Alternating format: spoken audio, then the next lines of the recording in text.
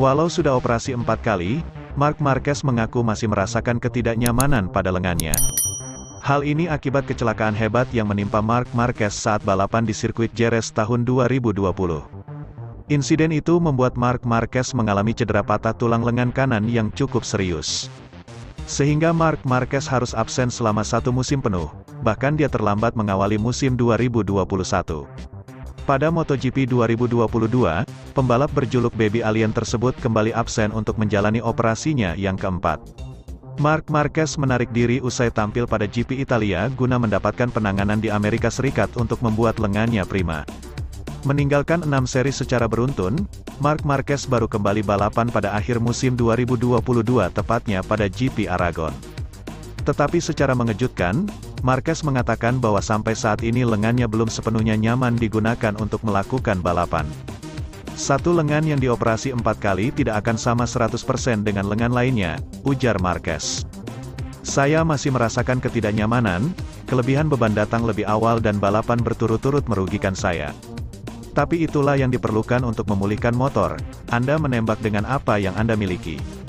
Akan tetapi, penampilan apik di sisa musim 2022 serta podium di MotoGP Australia memberikan sedikit harapan untuk Marquez. Dengan perubahan gaya membalapnya, Marquez kemungkinan besar masih bisa bersaing untuk musim depan. Anda bisa melihat bahwa itu benar-benar berbeda, ucap Marquez. Semuanya lebih terkontrol, pada akhirnya, saya bisa memperebutkan podium dan ada peningkatan, yang merupakan hal penting. Usai melakukan serangkaian tes bersama Honda, Marquez mengaku bahwa sejauh ini RC213V sudah menunjukkan sedikit kemajuan. Namun, Honda masih belum menemukan solusi untuk permasalahan mesin yang kurang bertenaga terutama untuk jenis sirkuit tertentu. Sudah ada evolusi kecil, tetapi 2 langkah lagi harus diambil untuk mendapatkan sesuatu dengan insentif dan landasan untuk memperebutkan gelar, yang ingin kami tuju, ucap Marquez. Kami sedikit kesulitan dengan mesin, terutama di sirkuit seperti Malaysia, jelas Marquez.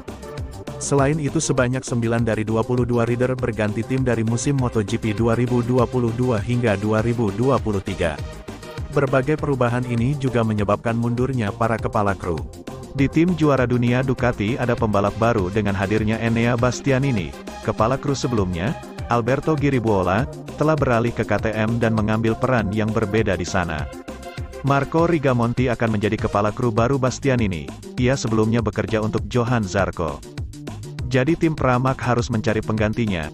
Massimo Brencini yang mengantar juara dunia Moto2 2022, Augusto Fernandez, dimenangi pembalap Prancis.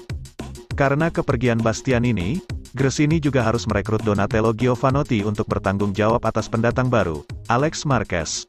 Ia sebelumnya pernah bekerja sama dengan Fabio Di Giannantonio.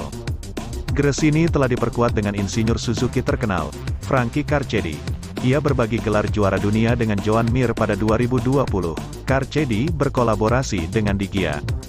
Kepala kru Suzuki kedua telah menemukan pekerjaan baru di Aprilia, Jose Manuel Keysox, mantan kru chief Alex Rins, bergabung dengan Maverick Vinales. Vinales dan Keysox kawan lama di Suzuki pada 2015 dan 2016. Kedua pembalap Suzuki tersebut telah beralih ke Honda. Di tim kerja, Joan Mir menerima Ramon Aurin sebagai kepala kru, yang telah bertanggung jawab atas pit Paul Espargaro selama 2 tahun terakhir. Alex Rins diberi Christophe Bourguignon oleh LCR. Jadi Honda menugaskan kepala kru yang sudah ada untuk para pembalap baru. Tim sukses Marc Marquez dan Santi Hernandez tidak mungkin dipecah, begitu juga kolaborasi antara Takaaki Nakagami dan Giacomo Guidotti. Jack Miller telah membawa Christian Pupulin, kepala krunya, dari Ducati ke KTM. Paul Espargaro kembali bekerja sama dengan Paul Trevatan dari masa-masa awal KTM-nya. Rookie Augusto Fernandez menggunakan mantan kepala kru Remy Gardner, yakni Alex Merhan. Tim RNF Aprilia benar-benar baru. Giovanni Mattarolo akan menjadi kepala kru Vinales untuk Miguel Oliveira. Raul Fernandez dipertemukan kembali dengan Noé Herrera yang membantunya jadi runner-up Moto2 2021.